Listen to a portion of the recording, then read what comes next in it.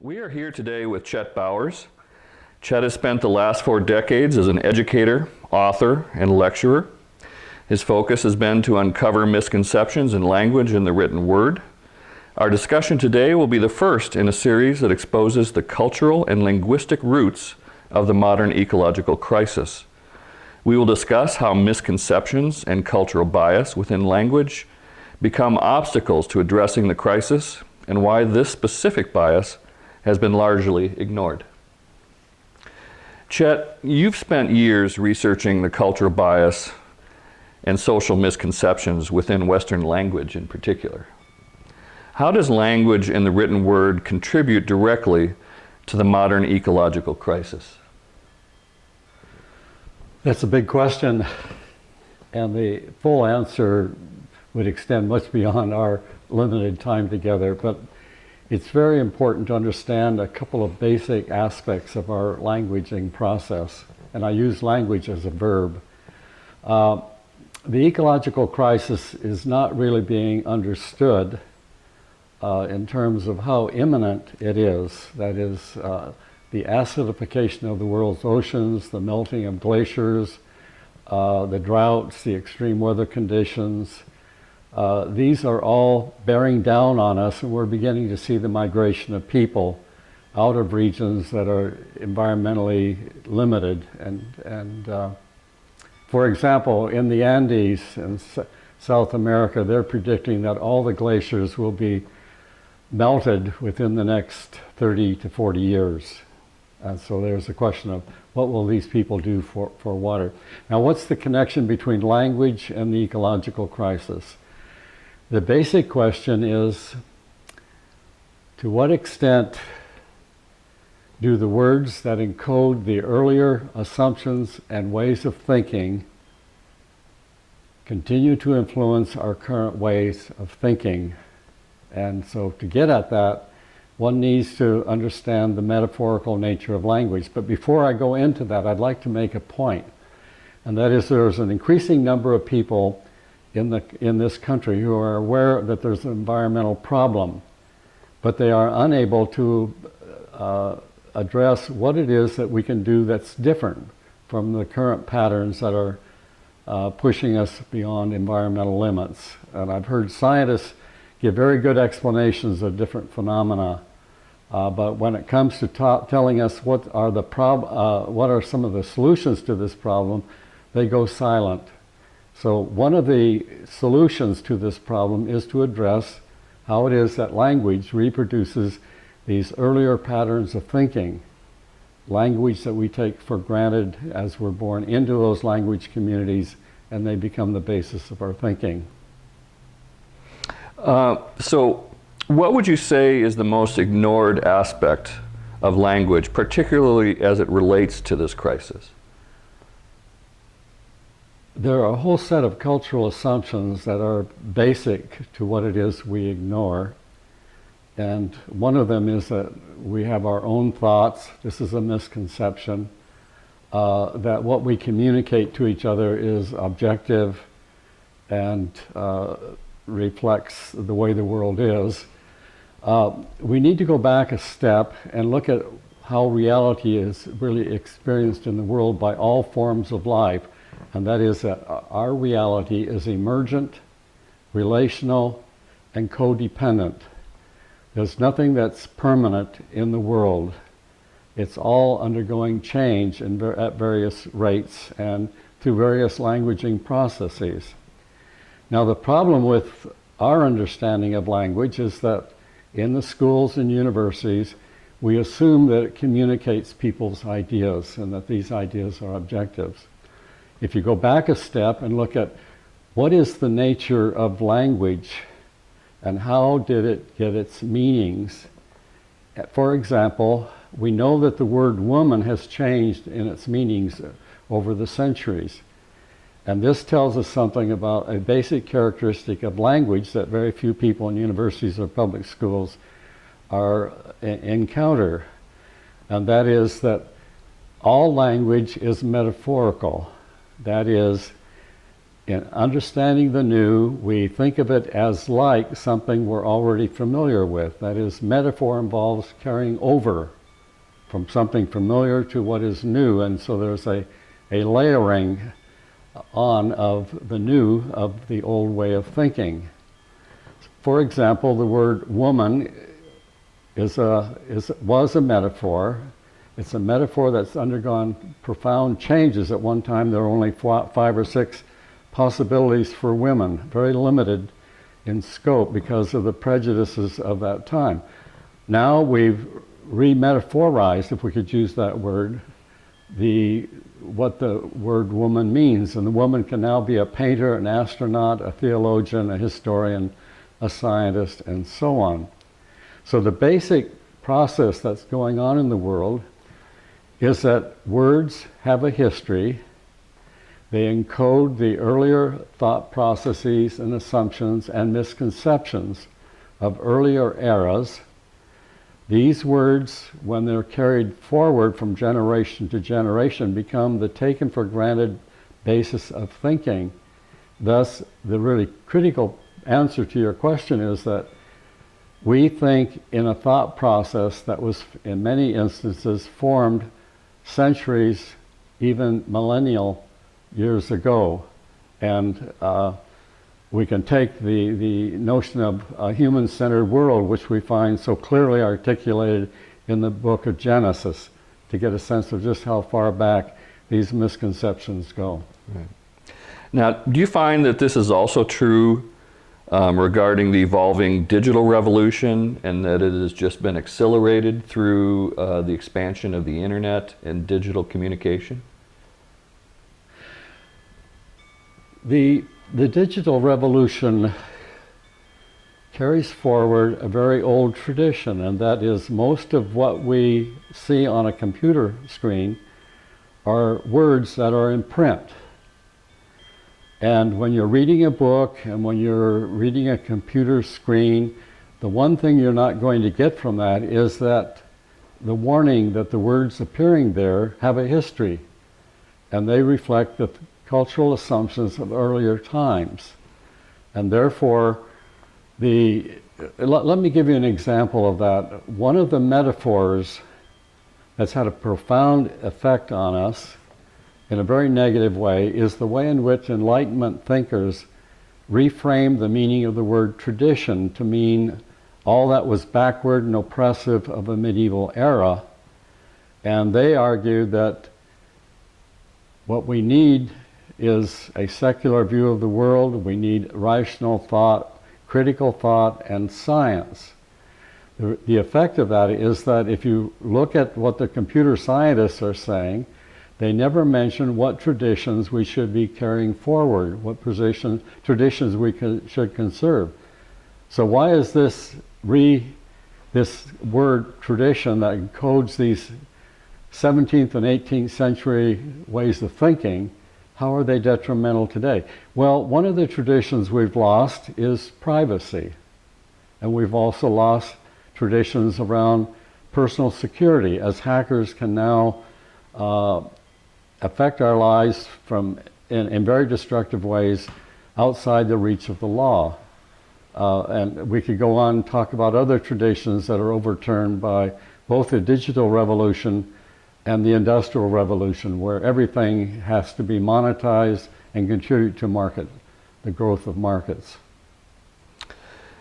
Can you give a few other examples? You've mentioned woman specifically as a metaphor that's evolved, but still carried forward some of the biases from the past. Can you give one or two other examples? Yes, but we need to keep in mind the world we live in, that is, that everything is undergoing change. Everything is involved in very complex ecologies of communication. That is, there are very complex messages continually being shared and sent within this set of interactions and codependencies. And at the same time, we're thinking in a language from the past that represents the world as fixed. And one of the reasons this world appears as fixed is that much of it was put into print. So we have these abstract, fixed explanations of reality by John Locke and Adam Smith and Plato on down to current theorists such as Milton Friedman. So the question becomes then, how do we recognize what we take for granted in the use of words that we've inherited when we become members of a language community? And this is the problem, and it's reinforced both by textbooks, by the privileging of print over oral communication, and by the digital revolution. So what are some of these words that misrepresent the world we live in? One is the personal pronoun I, which suggests that I'm an autonomous individual looking at an external world, and I can't really, this view of reality, this Cartesian view of the mind separate and an observer of an external world, is wrong because I'm always in a relationship, and that relationship involves changes in both my behavior, my self-concept, my relationships, the moral judgments I make, and so on. So other words would be the word intelligence, which we assume to be an individual attribute. Well, this explanation of language is saying that when we learn the language of our community, our intelligence is being affected by the intelligence encoded in the selection of analogs that frame the meaning of words. So that notion of intelligence as an individual attribute is incorrect. The notion of progress, which is another metaphor that has come into our vocabulary back in the 1700s, prevents us from looking at what are the effects of progress, what are the effects of the Industrial Revolution on the environment, and how is the digital revolution changing the thought patterns of other people in the world? How is it interrupting their intergenerational communication? Well, you've made the point, Chet, that much of the cultural and moral legitimacy behind the Industrial Revolution was a product of the myth that projects modern man or educated man as an autonomous thinker. Haven't the ecological impacts of the Industrial Revolution been ignored until recently, largely because of cultural bias expressed in language and the written word? I think it goes back to what we're going to talk about in the next session, and that is the root metaphor of progress, and how it is that a root metaphor, that is an interpretive framework that affects how we look at many aspects of our everyday life, prevents us from looking at what is problematic, what is not included, and can't be understood in terms of the paradigm of endless innovation and technological progress. This again is where language from the past, and the biases encoded in that language, such as the word tradition, prevents us from looking at what is being lost as we move forward. What is being lost in terms of skills now? What is being lost as algorithms and robots are replacing workers? What is being lost as almost every aspect of our lives are now under some form of electronic surveillance? And more importantly, what is being lost as we emphasize individualism and change, and in the process ignore the intergenerational knowledge which represent the genuine achievements of the past? For example, how many citizens of the digital age are aware of habeas corpus, this very important charter that was passed in 1215, which said that each person has a right to a trial by a jury of peers. And we can look at other fundamental losses that are occurring in terms of social justice traditions that are now being ignored because of this emphasis on change rather than on thinking reflectively about what needs to be changed as well as what needs to be carried forward and intergenerationally renewed. So it seems to me that what you're saying is that the idea of progress itself is often carrying forward some of the misconceptions and the social bias from centuries ago. Is that correct? Yes, that's correct. What has happened is that there are fundamental changes taking place in the world, yet our language is still rooted in past misconceptions. For example, physicists no longer look at the world in terms of matter. They have a very complex vocabulary to talk about its different dimensions.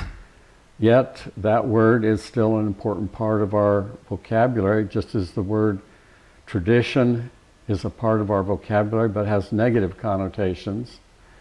And just as oral traditions have less importance than printed traditions, even though print reinforces abstract thinking.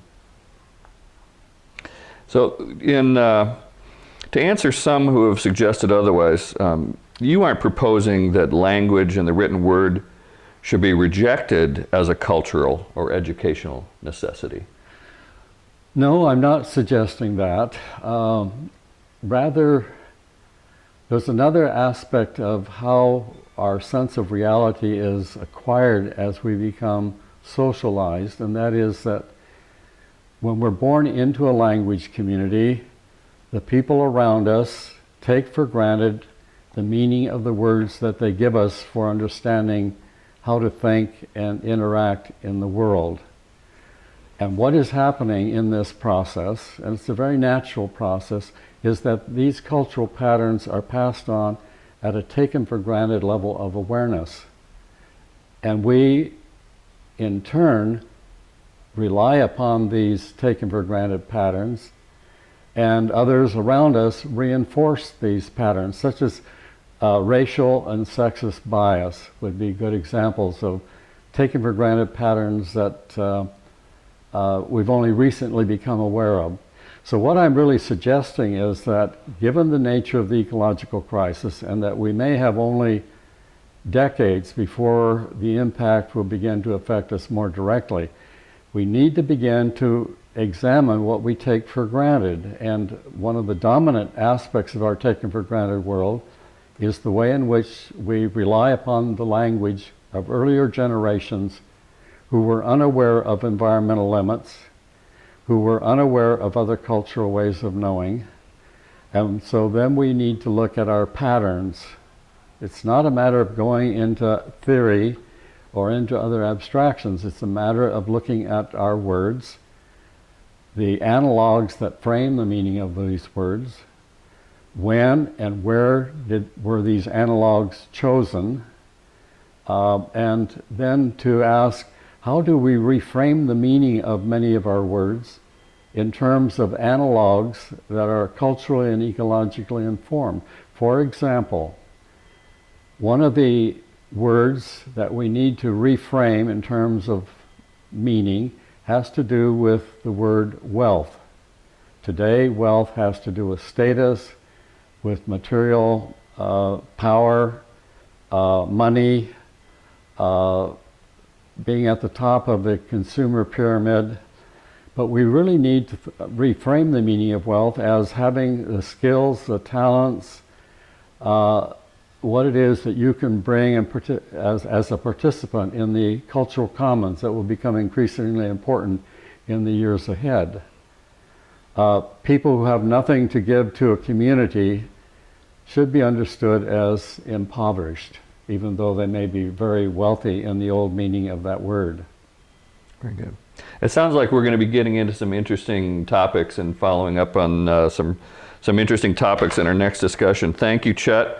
And to all those who view this online, our next topic will focus on root metaphors and the conduit view of language. I'm Kurt Chafee, and I look forward to continuing this conversation with Chet Bowers and sharing recorded segments in the months ahead. Thank you. And thank you, Kurt. Those are very good questions. Thank you.